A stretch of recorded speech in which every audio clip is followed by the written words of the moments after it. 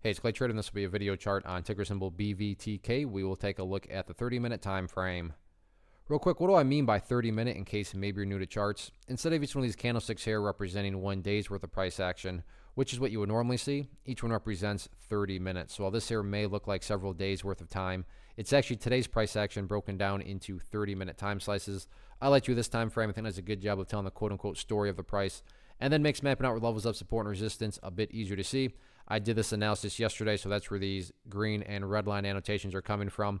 And definitely some updates here need to be made after today's price movement. So first thing I'm going to do is a little house cleaning, just get rid of that line up there. Sure, it still pertains, but from the charting perspective, it's not relevant right now.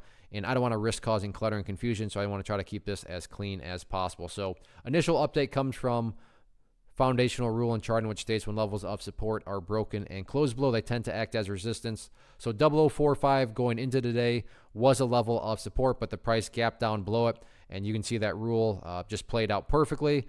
So the price gapped down below it, and then on the bounce, surprise, surprise, as you can see right where the price was rejected, up at 0045. So on any sort of bounce to the upside, 0045 is going to be a hurdle to keep an eye on. But also make sure to keep an eye on that purple line right there. It's essentially the same value as that red line right now, but that is a moving average, the 50-period simple moving average. So as time goes by, that purple line is going to move down below that red line. And as soon as that happens, the first hurdle, top priority hurdle, becomes a purple line. And then after the price breaks through the purple line, you can start to talk about up there at 0045. So keep an eye on both those levels. But again, one is a dynamic level of resistance, meaning it's going to change with time. So that purple line there will eventually move down below the red line at 0045. What about areas of support now going forward?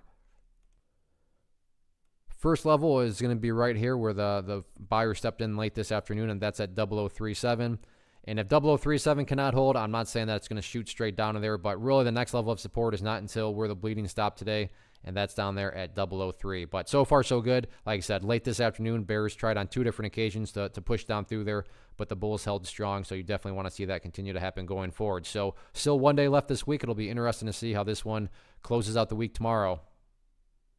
One of the biggest questions that I get is, hey Clay, how do you find the stocks that you trade? So what I've done is put together a free resource guide where I talk about the tools that I use to locate stocks that I find interesting and think may have potential. So if that sounds like something that could add value to you as a trader, then click on the image that is up on the screen right now and I will email you the guide. The guide itself is very short and to the point, and best part, it's completely free.